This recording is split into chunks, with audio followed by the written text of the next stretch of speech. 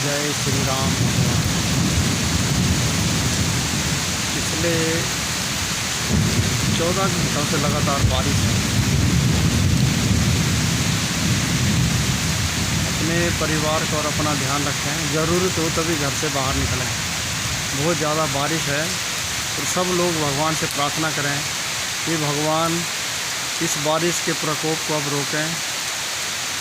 प्रार्थना करें भगवान से।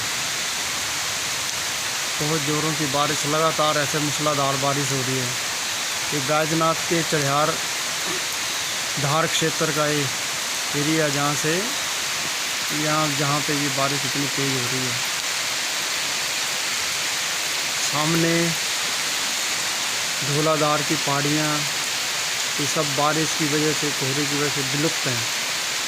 कुछ दिखाई नहीं दे रहा है। ये मात्र आधा किलोमीटर तक भी दिखाई दे रहा है साफ। विजिबिलिटी भी बहुत कम है। इससे अंदाज़ा लगाया जा सकता है कितनी तेज़ बारिश है। तो मूसलाधार बारिश पिछले 14 घंटों से लगातार है।